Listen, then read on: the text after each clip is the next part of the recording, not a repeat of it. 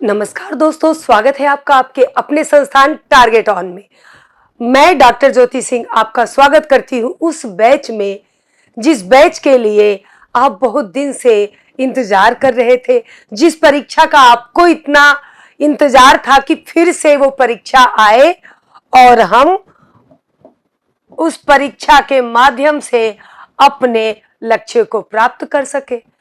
अब उसी इंतजार को ध्यान में रखते हुए हमने आपके लिए ये जो बैच बनाया है, इसमें हमने बहुत ही संक्षिप्त, बहुत ही सटीक तरीके से जीएस का विवरण किया है। सारे पार्ट, जैसा कि आप देख रहे हैं, हमारे यहाँ आपके सामने सारे टीचर हैं जिन लोगों ने इस पर अपना एक अलग ही तैयारी किया है।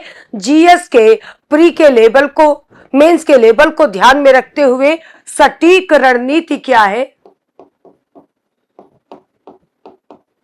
इस पर गहन चर्चा हुई।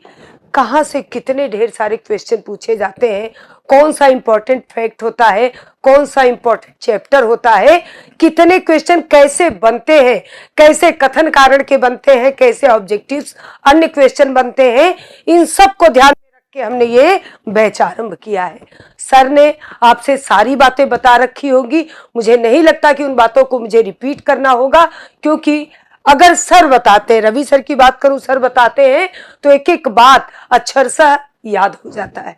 तो अब चूंकि आपके इसी जीएस के पोर्शन में मेरा सब्जेक्ट है आपके साथ इंडियन पॉलिटी, भारतीय संविधान, जो जीएस का एक महत्वपूर्ण पार्ट है, बहुत ही महत्वपूर्ण पार्ट है, जहां से कई क्वेश्चन बनते हैं। तो मेरी कोशिश ये होगी कि आपके उस ढेर सारे क्वेश्चन में बहुत से ऐसे क्वेश्चन जो समझने में बड़ी मुश्किल करते हैं, वो आसान बना सकूं और आपके सारे कोर्स को इजी तरीके से आपको दे सकूं। आइए, इसमें सबसे पहले बस इतनी मैं चर्चा कर लूं, टॉपिक तो हम स्टार्ट करेंगे, बस इतनी चर्चा कर लूं कि जब हम भारतीय संविधान,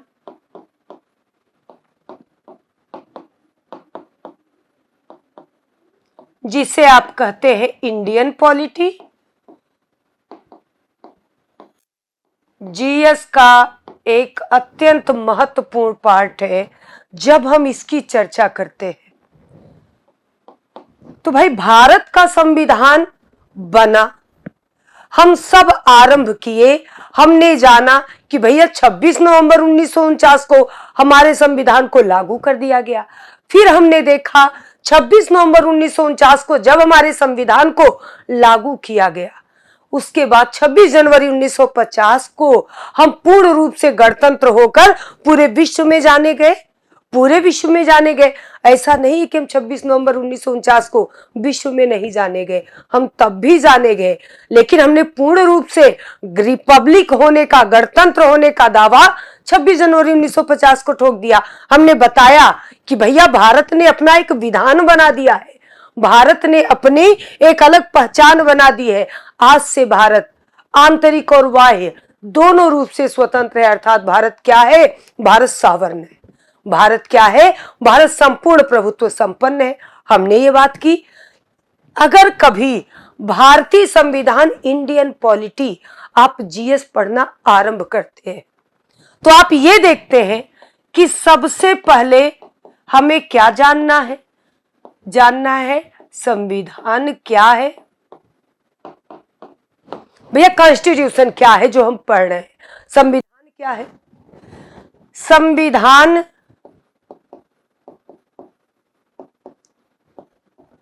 क्यों बनाया गया?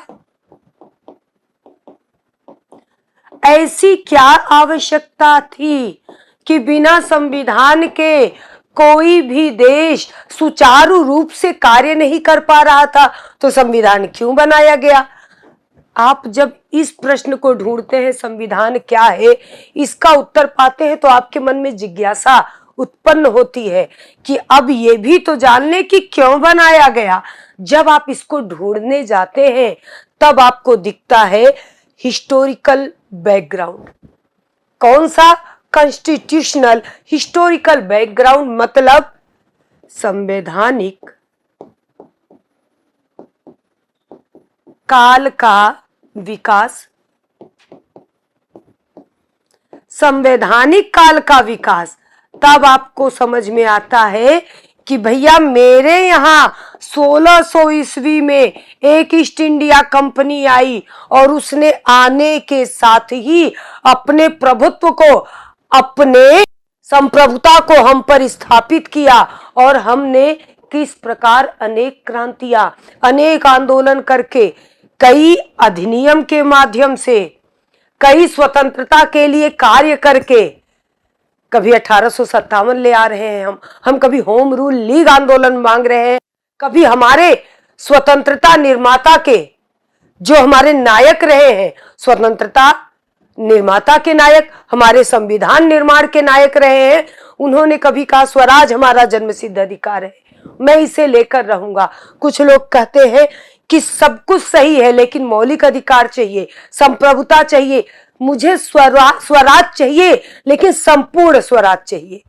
तो ऐसे जब हम ढेर सारी चीजों को ध्यान में देते हैं तो हम पाते हैं हमारा पहला ही सिलेबस का टॉपिक स्टार्ट होता है संवैधानिक काल का विकास।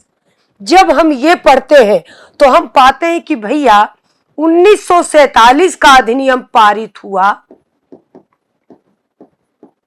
1947 का स्वतंत्रता अधिनियम पारित हुआ और इस स्वतंत्रता अधिनियम ने क्या किया, इस स्वतंत्रता अधिनियम ने हमें स्वतंत्र कर दिया कि अब हम अपने देश का संविधान बनाएं। क्यों? क्योंकि इसके पहले 1946 कैबिनेट मिशन पारित तो हो चुका था, इसी के आधार पे हमें 1947 का स्वतंत्रता अधिनियम मिल गया। जब हमें 1947 का स्वतंत्रता अधिनियम मिल गया, हमने क्या किया, हमने सोचा अब हम अपने संविधान का निर्माण करेंगे, अब हम अपने संविधान का निर्माण करेंगे। जब हम अपने संविधान का निर्माण करने गए तो हमें एक अलग जानकारी मिली कि भैया विश्व के किसी भी देश में जब संविधान बनता है तो सबसे पहले एक मुख्य पटल, एक मुख्य मंच जरूर बनता है जिसे कॉन्स्टिट्यूएंट असेंबली कहते हैं, अर्थात जिसे हम संविधान सभा कहते हैं। अगर संविधान सभा नहीं बनता, अगर संविधान सभा नहीं बनता तब संविधान का निर्माण नहीं माना जाता, अस्वीकार कर दिया जाता है। क्यों? क्योंकि संविधान सभा में जनता के मान्य प्रतिनिधि ही बैठ सकते हैं, जिसे जनता चाहेगी वही रिप्रेजेंटेटिव बनेगा, वही क्या होगा, मान्य प्रतिनिधि बनकर संविधान सभा में बनेगा। ये उस समय आरंभ हुई थी और आधुनिक में आपको पार्लियामेंट अर्थात संसद के रूप में दिखने को मिलेगी।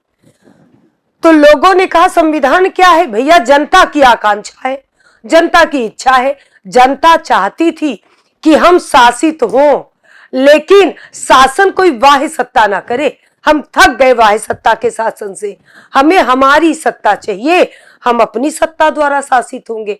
पूछा गया कैसे? कहा खुद के द्वारा। ठीक है, हम नहीं जाएंगे, हम किसी को अपना हीरो बनाकर भेज देंगे कि भैया तुम मेरे नायक हो, जाओ हमारे लिए काम करो, हमारे अधिकारों की बात करो, हमारे न्याय की बात करो, हमारी स्वतंत्रता की बात करो, हमारी समानता की बात करो। तो वो जाएगा, बात करेगा। मान लीजिए हमें लगा वो हमारे लिए ठीक से काम नहीं कर रहा है, 5 साल बाद हम हटा देंगे, हम कह देंगे हमें आप नहीं चाहिए, आप मेरे आदर्श हो ही नहीं सकते, आप मेरे हीरो हो ही नहीं सकते। तो संविधान सभा आ गई। क्यों आई? क्योंकि संविधान का निर्माण करने के लिए एक मुख्य पटल, अनिवार्य मंच आवश्यक होता है। ऐसे संविधान सभा ने जब कई समितियां बना दी,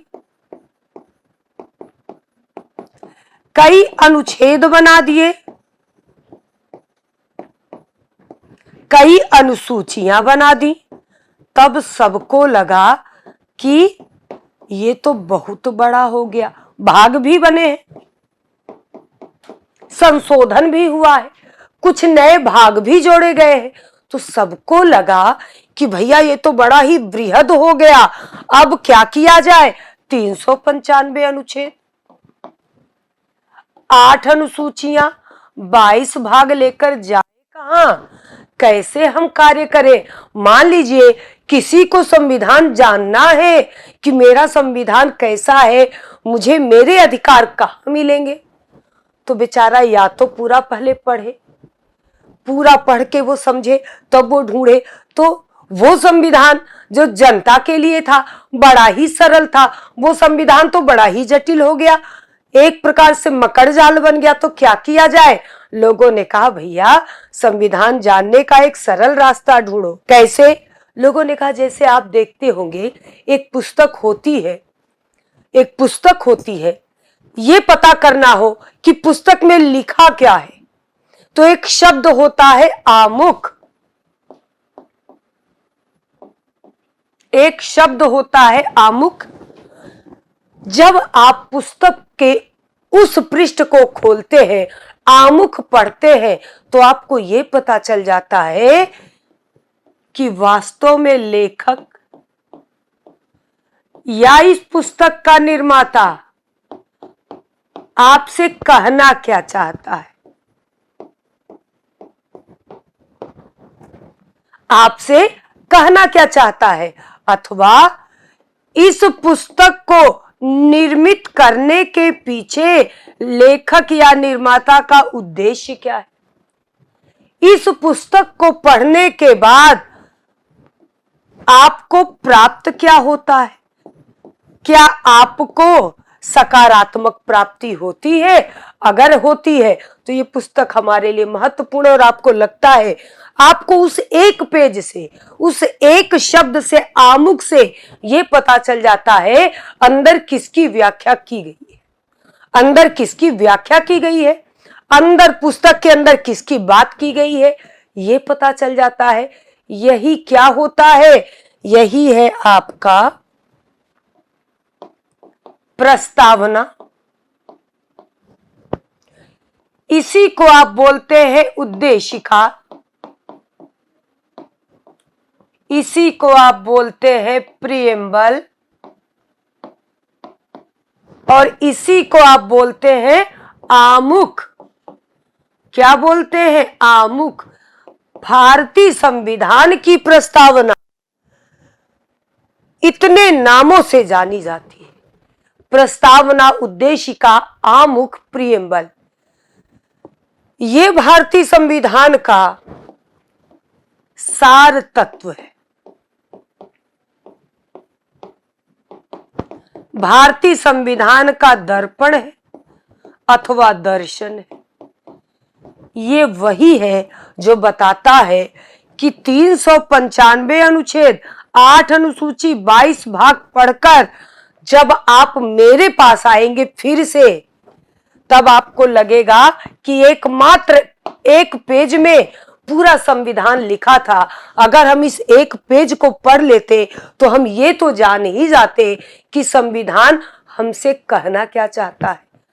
हमारे संविधान निर्माता जो नायक है, जो हीरो है, वो हमसे कहना क्या चाहते हैं, वो हमारे लिए क्या देना चाहते हैं, उनको संविधान बनाने का क्या उद्देश्य था, क्या आवश्यकता थी, वो किस कारण से संविधान में कौन सी शासन प्रणाली लेकर चलते हैं,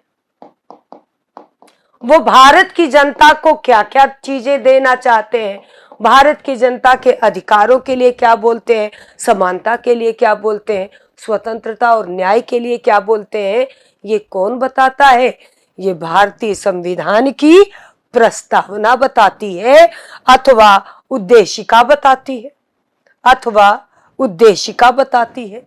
आज हम इसी प्रस्तावना अथवा उद्देशिका पर चर्चा करेंगे। मान के चलिए, चाहे आप किसी भी स्टेट का पीसीएस दे रहे हो, यूपीएससी दे रहे हो, बीओ दे रहे हो, यूपीएसआई दे रहे हो, आरओ दे रहे हो, एआरओ दे रहे हो, कोई भी एग्जाम जो आपको सवाल याद आ रहा हो, प्रस्तावना से 5 से 6 सवाल में से जरूर रिपीट होते हैं। कभी ये पूछ लिया जाता है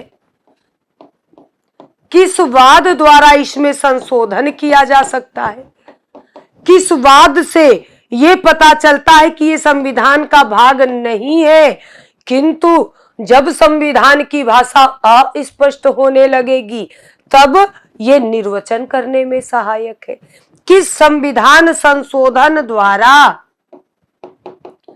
कौन से शब्द जोड़े गए, ये भी सवाल बनता है।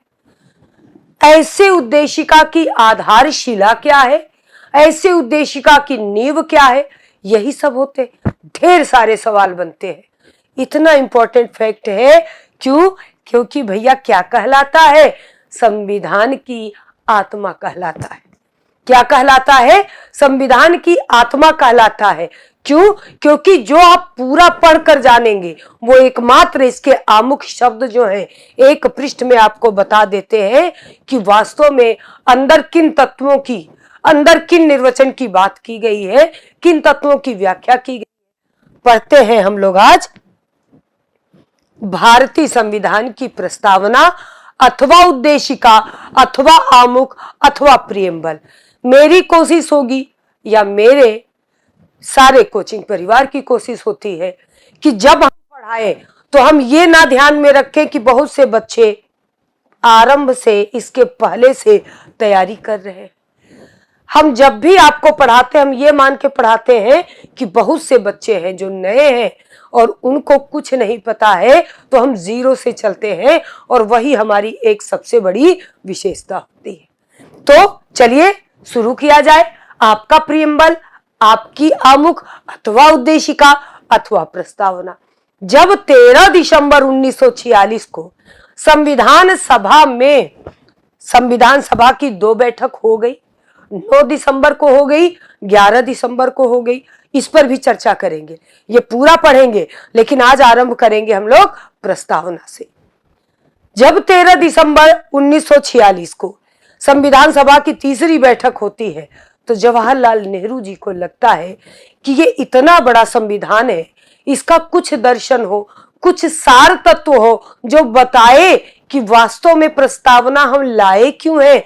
इतना बड़ा संविधान, इतना गहन संविधान, वो हमें जो देना चाहता है वो एकमात्र प्रस्तावना हमें बता देता है कि भैया तुम मुझे पढ़ लो, बाकी जो संविधान के अंदर पढ़ोगे वो मेरी ही व्याख्या होगी, वो केवल मेरी व्याख्या होगी।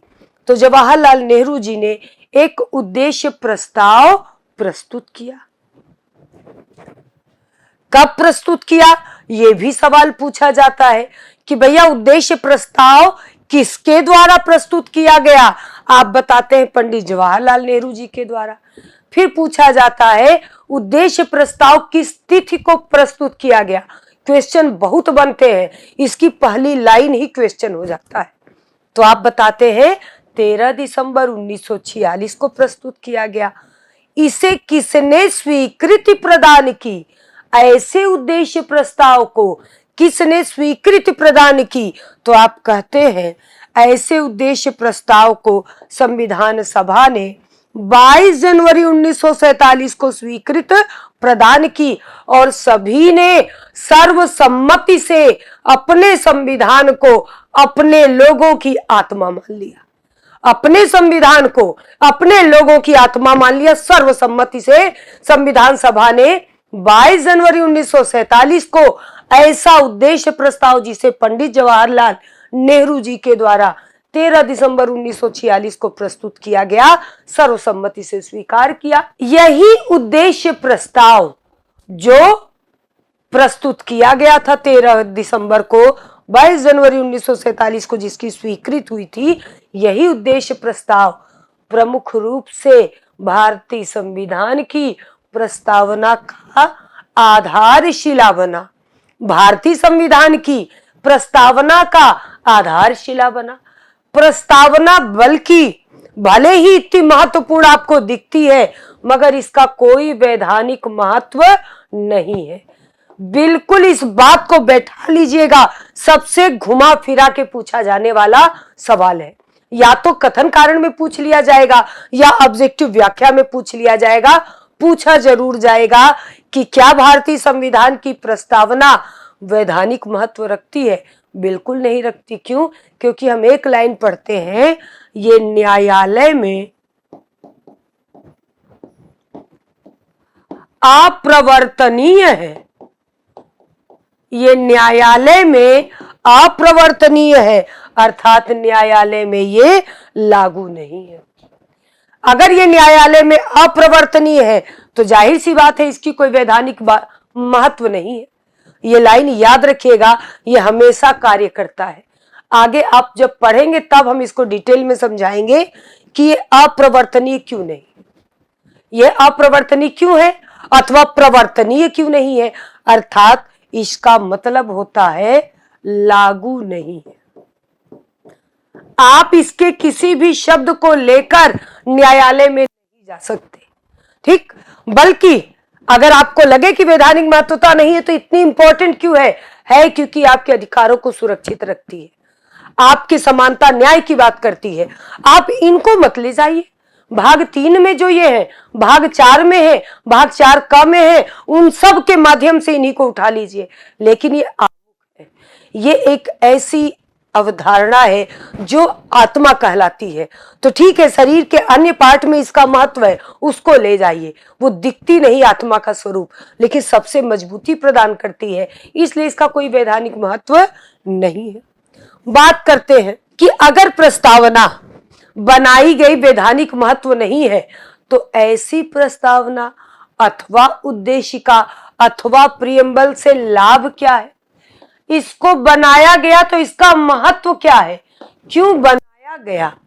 भाई प्रस्तावना एक तरफ आप बता रहे कि संविधान की आत्मा है, सबसे प्रमुख लक्ष्य है जो दर्शाता है कि इतना वृहद संविधान अगर ना पढ़े तो संविधान की प्रस्तावना पढ़ ले, आप जान जाएंगे कि आपको क्या क्या मिलेगा, आपके अधिकार कैसे सुरक्षित होंगे। तो ये कह रहा है कि जब इतना महत्वपूर्ण था फिर आपने रोक लगा दिया कि वैधानिक महत्वता नहीं है, तो इसको बनाने का महत्व, इसको बनाने की आवश्यकता क्यों थी, इसको बनाने से क्या लाभ था? तो भैया जब हम संविधान की प्रस्तावना को नहीं बनाते, अब समझिएगा, जब हम संविधान की प्रस्तावना को नहीं बनाते तो ये ढेर सारे सवाल अदृश्य हो जाते, ये ढेर सारे सवाल अदृश्य हो जाते हैं। पता ही नहीं चलता कि वास्तव में संविधान का स्रोत क्या है, ये हमें पता ही नहीं चलता। क्यों पता नहीं चलता? क्योंकि सब तो प्रस्तावना में निहित था। तो पूछा गया कि हम जानेंगे कैसे इस सवाल का जवाब कि संविधान का स्रोत क्या है? तो आप कहते हैं भारत की जनता है।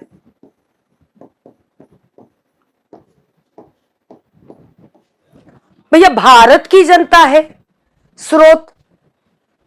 अब ये सवाल यहां अटक गया। दोनों सवाल बहुत इंपॉर्टेंट है।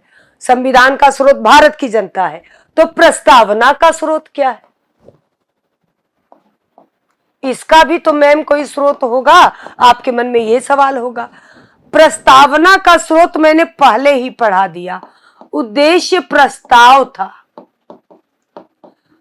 प्रस्तावना का स्रोत उद्देश्य प्रस्ताव था, संविधान का स्रोत भारत की जनता थी। अगर हम प्रस्तावना ना जानते तो ये प्रश्न हमारे लिए बड़ा ही विवादित, बड़ा ही जटिल सा लगता। अब क्या है, प्रस्तावना ने बता दिया भैया, प्रस्तावना ने आपसे कहा कि संविधान का स्रोत भारत की जनता है। आपने जब प्रस्तावना देखा तो आपने सबसे पहले पढ़ा हम भारत के लोग। क्या पढ़ा? हम भारत के लोग। तब आपको समझ में आ गया, तब आपको समझ में आ गया कि इसका मतलब भारत के लोगों ने ही अपने भारत को संपूर्ण प्रभुत्व संपन्न, समाजवादी, पंथ निरपेक्ष, लोकतांत्रिक गणराज्य बनाना चाहा और इसमें निवास करने वाले अपने नागरिकों को सामाजिक, आर्थिक, राजनीतिक न्याय देना चाहा, विचार, अभिव्यक्ति, विश्वास, धर्म और उपासना की स्वतंत्रता देना चाहा। तो ये किसने चाहा? हम भारत के लोग अर्थात भारत की जनता ने चाहा। तो जब कभी ये लगे कि प्रस्तावना का कोई वैधानिक महत्व नहीं है तब ये क्यों आवश्यक है। तो इन 3 क्वेश्चन को ढूंढ लीजिएगा। क्यों बनाया गया, इसको बनाने से लाभ क्या है, इसको बनाने का क्या महत्व है, ये आपके पास जो विवादित और जटिल प्रश्न होगा उसका तत्काल आपको बड़ा ही प्यारा उत्तर मिल जाएगा। जनता के मान्य प्रतिनिधियों के लिए भी यह है कि संविधान का स्रोत क्या है। तो आप संविधान का निर्माण तब तक नहीं कर सकते जब तक आपने संविधान सभा ना बनाई हो। ये भी ये बता देता है आपका प्रस्तावना। आप संविधान सभा बनाइए, जनता द्वारा मान्य प्रतिनिधि को भेज दीजिए। वो अगर जनता के अनुसार, जनता की सहमति को देखते हुए, सर्वसम्मति को देखते हुए वो जो भी कानून, जो भी विधान बना देंगे वो मान्य हो जाएगा। कौन बताता है, आपकी प्रस्तावना बताती है। तो ये क्लियर हुआ पहला कि प्रस्तावना अथवा उद्देशिका अथवा प्रियम्बल अथवा आमुख को बनाने का लाभ या महत्व क्या है। तो भैया ये 3 क्वेश्चन जो जीवन भर विवादित रह जाते, हमें समझ में ना आते, जिसमें हम फंस के रह जाते, इसका उत्तर यहाँ है।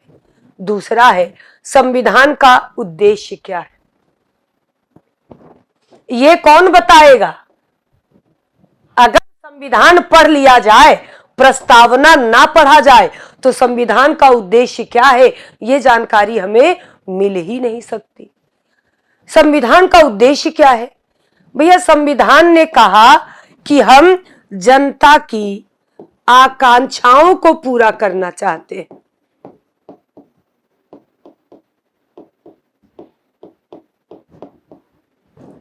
हम जनता की आकांक्षाओं को पूरा करना चाहते।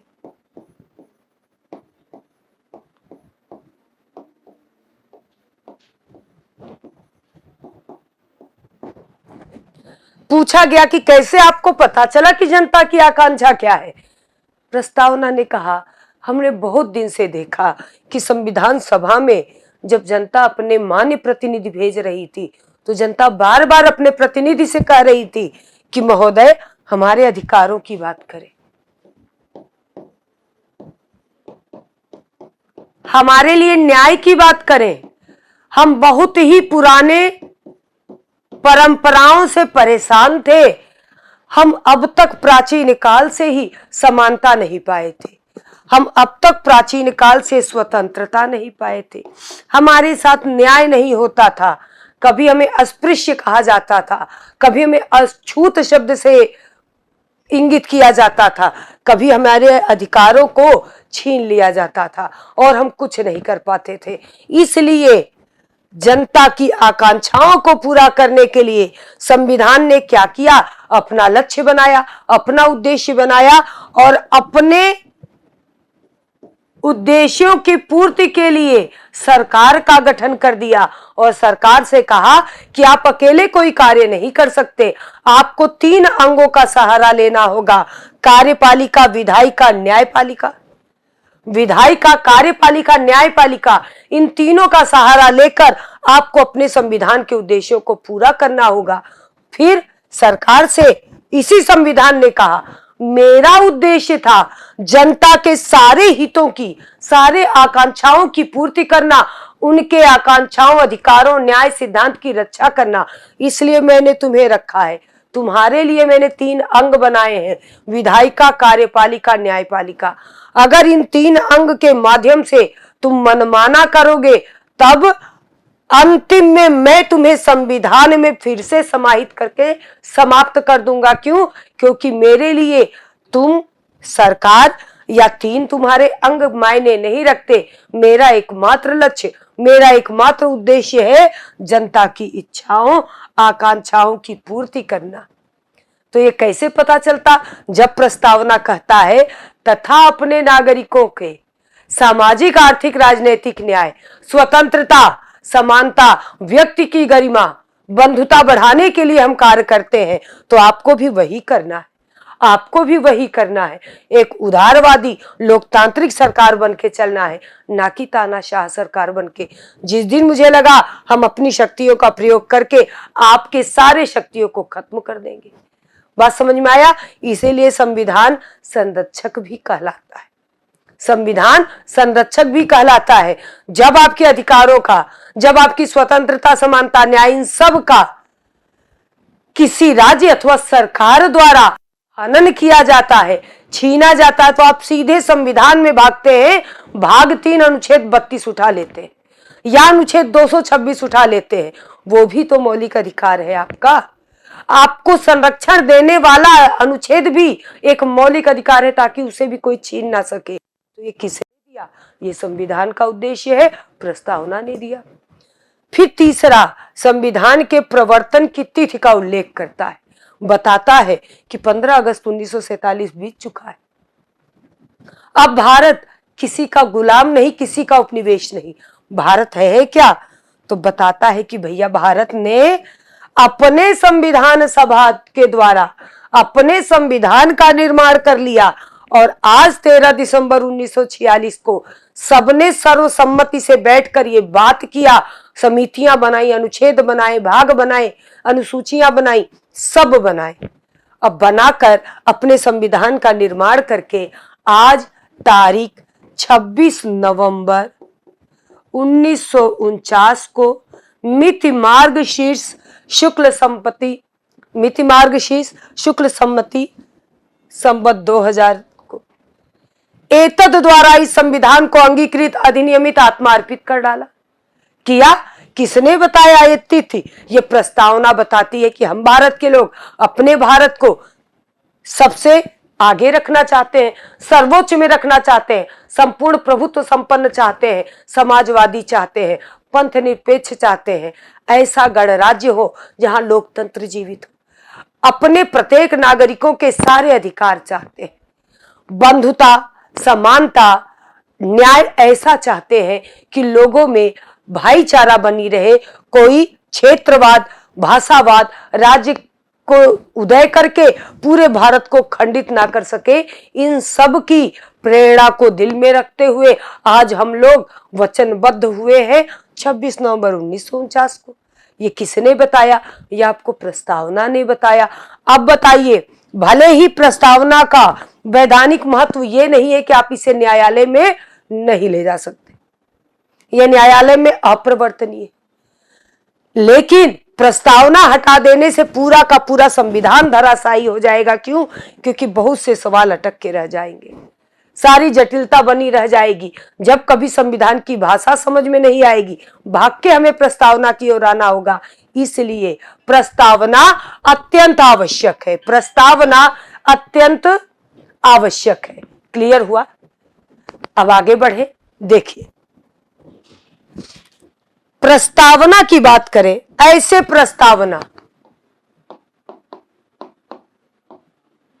आप कहते हैं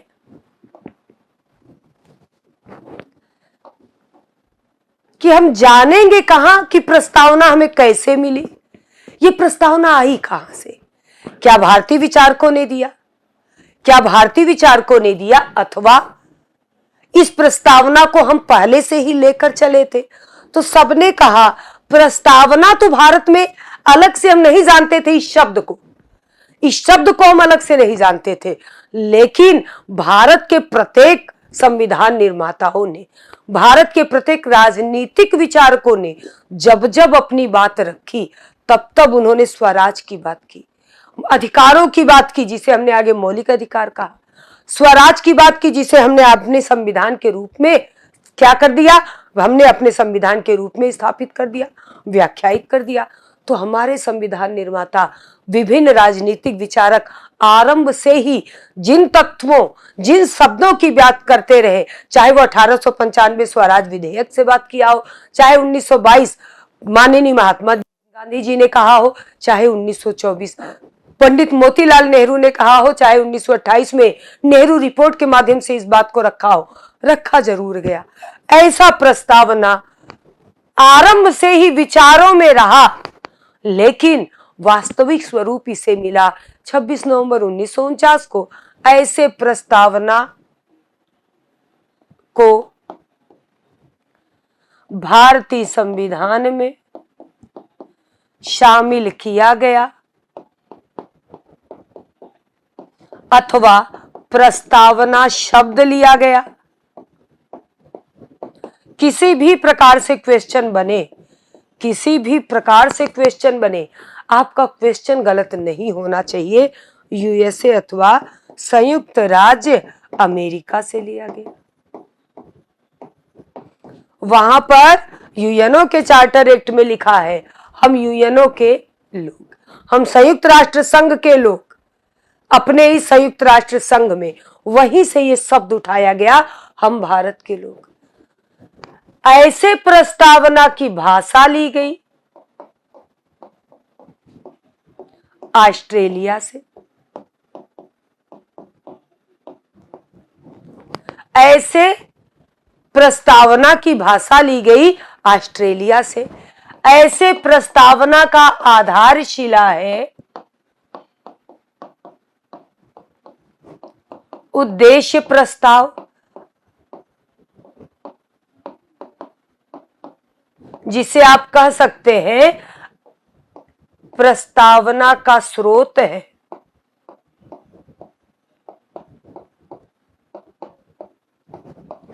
प्रस्तावना का स्रोत है उद्देश्य प्रस्ताव।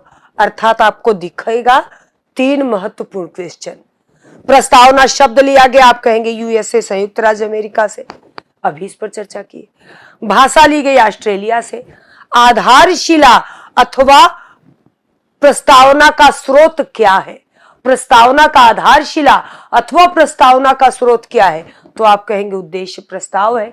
सवाल वही अटका रहेगा, बार बार रिवीजन कर लीजिएगा। 13 दिसंबर 1946 पंडित जवाहरलाल नेहरू जी द्वारा प्रस्तुत, 22 जनवरी 1947 संविधान सभा द्वारा सर्वसम्मति से स्वीकृत किया गया उद्देश्य प्रस्ताव। तो ये सारे क्वेश्चन जरूर याद रखेंगे। अब बात करें ऐसे प्रस्तावना पर।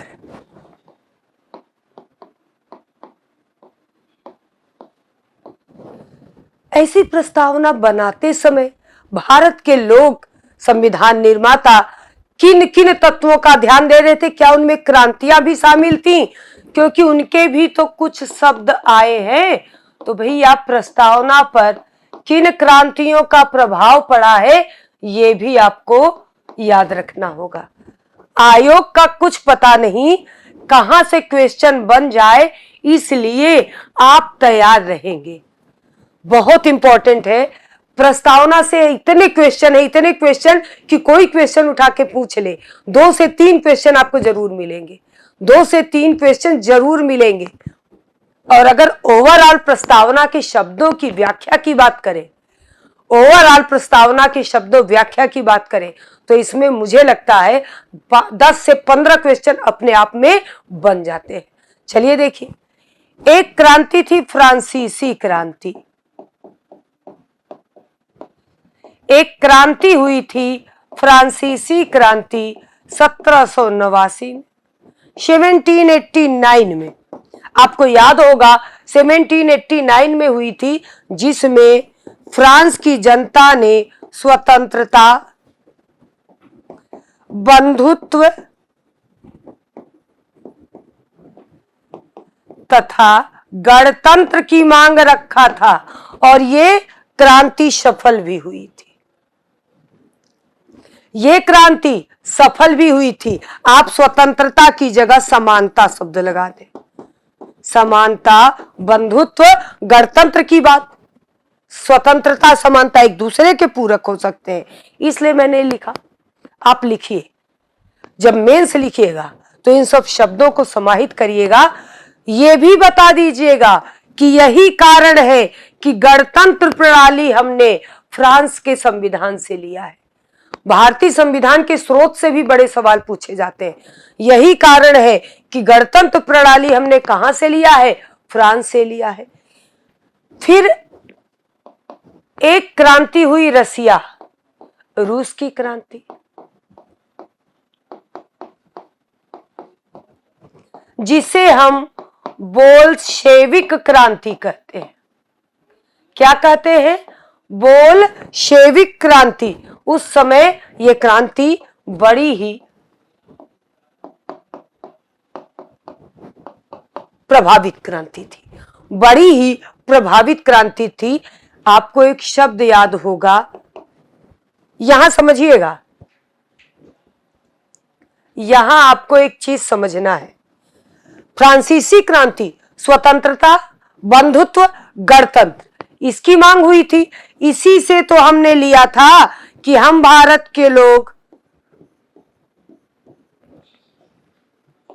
अपने भारत को संपूर्ण प्रभुत्व समान बनाना चाहते हैं, संपूर्ण प्रभुत्व संपन्न बनाना चाहते हैं, समाजवादी बनाना चाहते हैं। उसके बाद का शब्द आपको याद होगा, तथा उसके सभी नागरिकों को न्याय दिलाना चाहते हैं। पूछा गया कौन सा न्याय? सामाजिक, आर्थिक तथा राजनीतिक न्याय। ये 3 न्याय हम दिलाना चाहते हैं। पूछा जाता है प्रस्तावना में कितने प्रकार के न्याय का उल्लेख है? तो सवाल है 3 प्रकार के न्याय का उल्लेख है। कहां से लिया गया? रूस की क्रांति से, जो बोल्शेविक क्रांति के नाम से प्रसिद्ध हुई थी। उस क्रांति से हमने सामाजिक, आर्थिक, राजनीतिक न्याय लिया। एक क्रांति थी 1789 में, फ्रांसीसी क्रांति, जहां से हमने स्वतंत्रता अथवा समानता, बंधुत्व, गणतंत्र लिया। और गणतंत्र शासन प्रणाली हमने फ्रांस से ही लिया। इसमें हमने क्या पाया? विचार, अभिव्यक्ति, विश्वास, धर्म और उपासना की स्वतंत्रता, ये सारी स्वतंत्रता इसी में निहित थी। ये सारी स्वतंत्रता इसी में निहित थी। तो भारतीय संविधान की प्रस्तावना पे किसका प्रभाव दिखता है? भारतीय संविधान की प्रस्तावना पे फ्रांसीसी क्रांति, रशियन क्रांति का दिखता है। तो ये भी अपने आप में बड़ा ही इंपॉर्टेंट फैक्ट है। प्रत्येक देश की प्रस्तावना क्यों बनाई जाती है? प्रत्येक देश के संविधान को ध्यान में रखते हुए प्रत्येक देश अपने यहां जिस प्रस्तावना का निर्माण करता है, ऐसी प्रस्तावना में संविधान के जो मौलिक आदर्श हैं, संविधान के जो मौलिक आदर्श हैं, संविधान के जो लक्ष्य हैं, संविधान के द्वारा जो प्रभाव दिखता है, संविधान के जो मौलिक आदर्श हैं, संविधान का जो लक्ष्य है और संविधान के द्वारा जो प्रभाव दिखता है, अथवा संविधान जिस उद्देश्य से बनाया गया उसके बारे में जानकारी मिलती है। अर्थात प्रत्येक अधिनियम का अपना एक उद्देश्य होता है।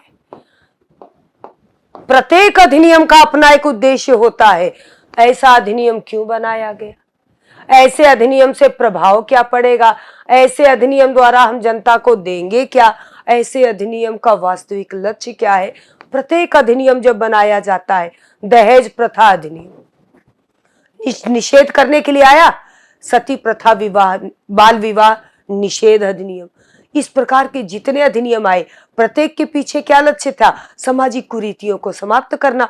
उसी प्रकार जब भी कोई अधिनियम बनेगा तो उसकी अपनी एक उद्देश्य, आमुख अथवा प्रस्तावना होगी। तो वो बताती है कि किस कारण से, किस उद्देश्य से इसको बनाया गया है और इनमें किन किन आदर्श, किन किन तत्वों का समावेश किया गया है। यही कारण है कि प्रस्तावना संविधान का दर्शन कहलाता है। प्रस्तावना संविधान का सार तत्व कहलाता है। एक ऐसा दर्पण कहलाता है जो पूरे संविधान का चित्रण दर्शा देता है, बताता है कि सारे चीजों का सार मैं हूं, संक्षिप्त सार मैं हूं। इसके बाद आप जो देखेंगे वो पूरी की पूरी व्याख्या होगी, पूरी की पूरी कहानी होगी। बाकी मैं कम शब्दों में आपको आगाह कर देता हूं कि इसको पूरा कंप्लीट कर ले जाइए। अंदर केवल मैं ही हूं, दूसरे शब्दों में अंदर केवल मैं ही हूं, दूसरे शब्दों में हूं। क्यों? क्योंकि वहां व्याख्या ज्यादा है। समझ में आ गया क्या? अब देखिए आगे बढ़े। अब बात करते हैं कि ऐसी प्रस्तावना जिसकी भाषा ऑस्ट्रेलिया से ली गई है, जो अमेरिका से लिया गया है, ऐसी प्रस्तावना शब्द का सर्वप्रथम प्रयोग अथवा ऐसी प्रस्तावना के बारे में सबसे पहले किस विचारक ने कहा? तो प्रस्तावना को सबसे पहले किसी ने बताया तो विचारक थे प्लेटो। यूनानी विचारक है, पाश्चात्य विचारक है। प्लेटो ने अपनी ग्रंथ द रिपब्लिक में, प्लेटो ने अपनी ग्रंथ द रिपब्लिक में सबसे पहली बार प्रस्तावना शब्द के बारे में व्याख्या किया और बताया कि प्रत्येक देश के संविधान का अपना एक प्रस्तावना होना आवश्यक है और होना चाहिए, जिसे संपूर्ण देश के या कह दीजिए विश्व के समस्त देशों के संविधान ने समाहित कर लिया। क्यों? क्योंकि वास्तव में बड़े ही नैतिक और आदर्शवान चिंतक थे। इनकी हमेशा ही चिंतन राज्य और राज्य में न्याय के प्रति रही है, राज्य और राज्य में न्याय के प्रति रही है। इसलिए ये विधान और संविधान चाहते हैं कि बने, तो इसीलिए इन्होंने कहा कि प्रस्तावना जरूर होना चाहिए प्रत्येक देश के संविधान में। तो इसको सारे देश के लोगों ने माना, विश्व के सभी देश के लोगों ने माना। क्यों? क्योंकि प्रत्येक देश का जो संविधान है बड़ा ही बृहद है। हम लोग कहते हैं ना, संयुक्त राज्य अमेरिका का अपना संविधान बहुत कम है, भले ही वो 6 से 7 आर्टिकल आपको लगे, ठीक, मतलब मैक्सिमम अगर मैं मान लूं 8-10 आर्टिकल में वो कंप्लीट है, तो भी उसकी व्याख्या है, उसकी व्याख्या अनेक तरीके से। ऐसे ही नहीं हमने मौलिक अधिकार ले लिया, ऐसे ही नहीं हमने संविधान की सर्वोच्चता, न्यायपालिका की सक्रियता ले लिया, राष्ट्रपति के बारे में, राष्ट्रपति पर महाभियोग यूं ही नहीं ले लिया। इसका मतलब वहां भले ही दिख रहा होगा कम, व्याख्या इतनी ज्यादा होगी। तो क्या किया जाए? संविधान को पढ़ने से बेटर पहले उसकी प्रस्तावना को मजबूती से पकड़ लिया जाए। यही कारण है कि जब कभी हम लोग संविधान पढ़ने चलते हैं तो सबसे पहले दरवाजे के रूप में एक गार्जियन के रूप में खड़ा मिलता है प्रस्तावना कि बताइए आपको क्या जानना है। मैं बताता हूं, मैं बता दूंगा, फिर आप अंदर जाइए। तो आप जब अंदर जाएंगे तो आपको ढूंढना नहीं पड़ेगा, मैं आपको बता दूंगा कि आप अधिकार के लिए आए हैं, भाग 3 में चले जाइए। कौन से अधिकार के लिए आए हैं? स्वतंत्रता चाहिए, समानता चाहिए, विधि के समक्ष समानता चाहिए, अस्पृश्यता की बात लेकर आए हैं या कौन सा लेकर आए हैं आप बताइए, तो मैं भेजूंगा एग्जैक्ट, आप उस आर्टिकल में चले जाएंगे, आपको घूमना नहीं पड़ेगा। राज्य के बारे में बात करना है, अगर राज्य के बारे में बात करना है तो भाग 4 में चले जाइए, 12 से 36 में घूम आइए, इतना मत घूमिए, 36 से 51 सॉरी, भाग 4 चले जाइए, 36 से 51 घुमाइए, यहां 12 से 35 घुमाइए। यानी मैं एग्जैक्ट आपको लक्ष्य बता रहा हूं, एग्जैक्ट मैं आपको बता रहा हूं जगह जहां आप जाएंगे। तो अब आप बताइए प्रस्तावना इजी करती है कि नहीं? बिल्कुल इजी करती है। इतने बड़े बृहद स्वरूप को वो दर्शन में, सार तत्व में छोटा करके बताती है। इसका मतलब प्रत्येक देश के संविधान की अपनी प्रस्तावना होनी चाहिए। क्यों? क्योंकि ऐसी प्रस्तावना संविधान का संक्षिप्त सार होता है,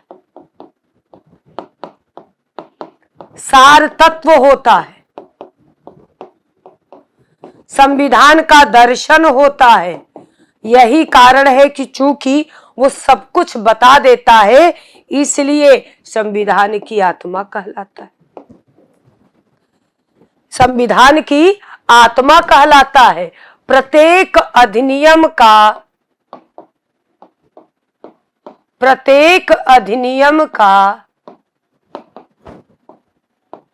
अपना एक लक्ष्य होता है, एक उद्देश्य होता है, जो वास्तव में ये दर्शाता है कि ऐसा अधिनियम किन उद्देश्य के द्वारा या किस उद्देश्य के लिए बनाई गई है। यही कथन है न्यायमूर्ति सुब्बा राव का। न्यायमूर्ति सुब्बा राव ने भारतीय संविधान की प्रस्तावना पर अपना विचार जब दिया तो उन्होंने यही कहा कि प्रत्येक अधिनियम का अपना एक उद्देश्य होता है, अपना एक दर्शन होता है, अपना एक लक्ष्य होता है जो बताता है कि वास्तव में मैं किस लिए बनाया गया हूं। तो प्रस्तावना भी क्या है, ऐसे अधिनियम का उद्देश्य है, इसलिए प्रस्तावना अत्यंत महत्वपूर्ण है। कौन बताया? न्यायमूर्ति सुब्बा राव। ये क्या है? प्रस्तावना पर अनेक विचारकों ने अपने अपने कथन दिए हैं। प्रस्तावना पर अनेक विचारकों ने अपने अपने कथन दिए हैं। अनेक विद्वानों ने अपनी अपनी भाषा में प्रस्तावना को परिभाषित करने का अपना विचार दिया है। बात करें के.एम. मुंशी की। के.एम. मुंशी, इन्होंने कहा कि प्रस्तावना संविधान की जन्म कुंडली है। प्रस्तावना संविधान की जन्म कुंडली है। आप याद करिए, नॉर्मल बोलचाल में हम लोग क्या करते हैं, कहते हैं यार उस व्यक्ति के व्यक्तित्व के बारे में पता करिए, उस व्यक्ति के व्यक्तित्व के बारे में पता करिए और बताइए कि वास्तव में वो व्यक्ति कैसा है। तो क्या होता है, लोग क्या कहते हैं, कोई बात नहीं, आप परेशान मत होइए, मैं उनकी जन्म कुंडली तुरंत पता करके आपको बताता हूं। ये क्या बताता है? ये उनके पूरे जीवन परिचय को बता देता है। ये पूरे उनके जीवन परिचय को बता देता है। इसीलिए के.एम. मुंशी ने कहा कि प्रस्तावना संविधान की जन्म कुंडली है। आपको संविधान को पूर्ण रूप से पढ़ने की भी आवश्यकता ना पड़े, आप सीधे प्रस्तावना पढ़िए, उनके बारे में जान जाइए कि उनको न्याय ये चाहिए था, उनको अधिकार ये चाहिए था, उनके लिए ये कार्य ऐसा था, सारा जान जाइए और एग्जैक्ट जगह पहुंच जाइए, उनका कार्य कर दीजिए। तो पूछा जाता है किसने प्रस्तावना को संविधान की जन्म कुंडली कहा है? के.एम. मुंशी ने कहा है। एक विचारक थे अर्नेस्ट बार्कर, कहते हैं कि अगर प्रस्तावना हटा दीजिए तो संविधान एक साहित्य मात्र है। प्रस्तावना हटा दीजिए तो संविधान एक साहित्य मात्र है, और प्रस्तावना लग जाने से वो विधिक साहित्य यानी उसकी इंपॉर्टेंस बढ़ जाती है। कहते ये कुछ नहीं है, ये वृद्धावस्था का प्रलेख है। क्या है? वृद्धावस्था का प्रलेख है। अर्थात आप क्या करें, आप अगर यंग है तो भी जब आप इसे पढ़ते हैं तो आपके अंदर मैच्योरिटी आ जाती है कि मुझे क्या करना। अगर मैं ऐसी स्वतंत्रता करूंगा तो दूसरे की स्वतंत्रता बाधित होगी, उनकी जब स्वतंत्रता बाधित होगी तो मेरे विरुद्ध एक्शन होगा। यानी ये वृद्धावस्था का प्रलेख है। प्रत्येक समय नवीन होती है, जितनी बार पढ़ेंगे उतनी बार आपको नई दिखेगी। कम उम्र में पढ़ेंगे ज्यादा जानकारी होगी और आप क्या कहलाएंगे? आप प्रौढ़ कहलाएंगे। इसका मतलब आप जानकार कहलाएंगे। और यही कारण है कि इन्होंने प्रस्तावना को वृद्धावस्था का प्रलेख कहा है कि जैसे जैसे पढ़ते जाएंगे इसमें आपको समय देते देते इसमें अनेक प्रकार की नवीनता आएगी। और ये एक ऐसा प्रलेख है जो वास्तव में आपको इस उम्र तक या कम उम्र में इस तक पहुंचाने का प्रयास करती। ठाकुर दास भार्गव ने कहा है कि प्रस्तावना संविधान की कुंजी है। कुंजी बहुत पुराने समय में जो हम लोग इजी नोट्स और ये सब सीरीज आती है लेकर जाते हैं एग्जाम के समय, प्रतियोगिता दर्पण, घटना चक्र, ये सब आप लेते हैं, ये सारे बुक के कलेक्शन से निकाली गई चीजें होती हैं। सेम यही ठाकुर दास भार्गव कह रहे हैं कि जब आप तैयारी कर रहे हैं तो ये सब नोट्स, ये पत्रिका, इन सब से पढ़ लीजिए, जल्दी होगा। क्यों? क्योंकि आपको ज्यादा पढ़ना पड़ेगा। अगर लक्ष्मीकांत को उठाएंगे, अगर आप सुभाष कश्यप जी को पढ़ेंगे, इतना पढ़ना होगा। तो वो कह रहे हैं कि आप इतने छोटे पत्रिका में मैंने सारे शब्दों को रख दिया है, आप जान लीजिए। ये था इजी शब्द में समझाना। लेकिन संविधान की कुंजी है, अर्थात की खुलते ही पता चल जाएगा, वो छोटे शब्द में पता चल जाएगा कि अंदर कितनी व्याख्या पड़ी है। इसी को आगे चलकर जवाहरलाल नेहरू ने भी कहा था कि संविधान की कुंजी नोट है। संविधान की कुंजी नोट है। तो अगर कभी आ जाए संविधान की कुंजी नोट है या संविधान की कुंजी है तो इन्हीं को ढूंढिएगा, क्योंकि उन्होंने कहा था कि मैं ठाकुर दास भार्गव की बात को दोहराता हूं। तो इसका मतलब इनका संबंध इसी से है। किससे है? ठाकुर दास भार्गव जी से है। तो प्रत्येक विचारकों ने अपने अपने विचार दिए। किस लिए? क्योंकि प्रस्तावना बहुत महत्वपूर्ण है।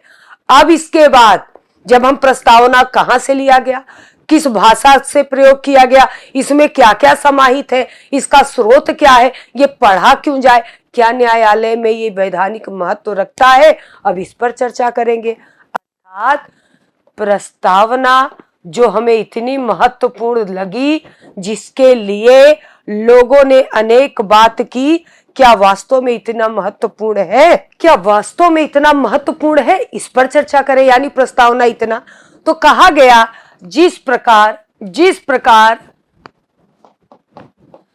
शरीर वृहद स्वरूप लिए है। शरीर क्या है? वृहद स्वरूप है, सबको दिखता है। प्रस्तावना क्या है? प्रस्तावना उसका संक्षिप्त आत्मा है। मतलब अगर मैं प्रस्तावना शब्द अभी ना लाऊं, अगर मैं केवल अभी आपसे इतना जिक्र करूं, शरीर वृहद स्वरूप है, शरीर वृहद स्वरूप है और आत्मा सूक्ष्म है, लेकिन जीवन का, शरीर का सार है, दर्शन है। उसी प्रकार कहा गया कि संविधान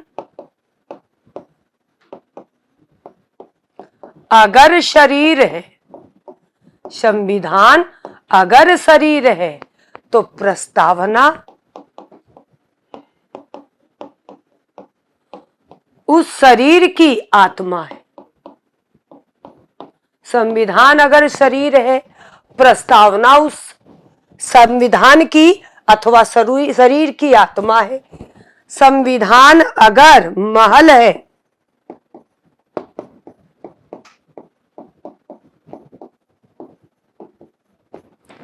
तो प्रस्तावना उस महल की आधारशिला अथवा बुनियाद है।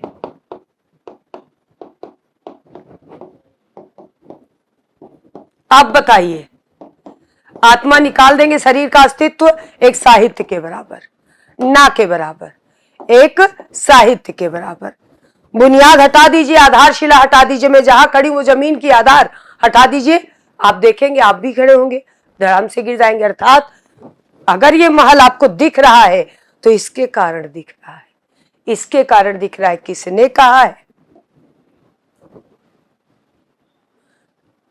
सुभाष कश्यप जी ने कहा है।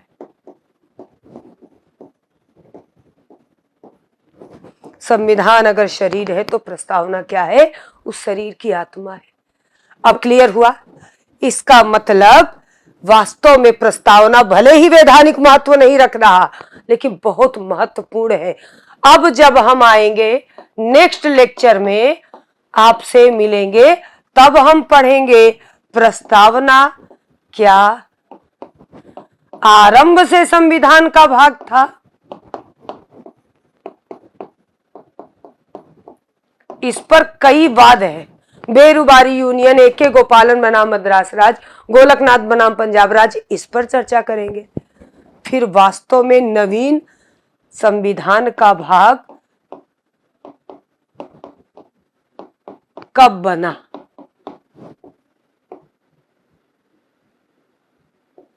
कब बना, और जब बना तब बेसिक स्ट्रक्चर ऑफ थ्योरी का फार्मूला कहां से आया, आधारभूत ढांचे का सिद्धांत कहां से आया, इस पर भी चर्चा करेंगे।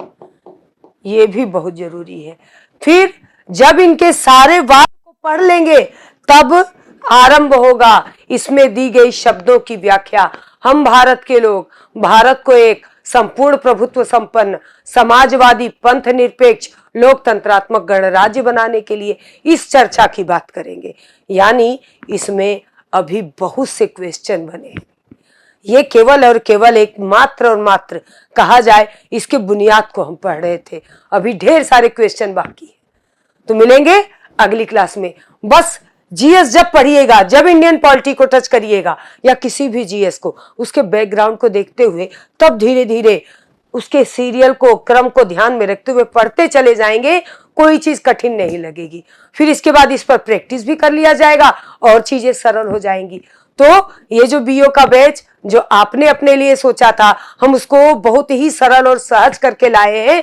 तो उम्मीद यही है कि शायद आपके सफलता को ये निश्चित ही शायद से निश्चित की ओर ले जाए और आप सफल और अपने लक्ष्य को प्राप्त कर सके। Thank you so much. Thank you all.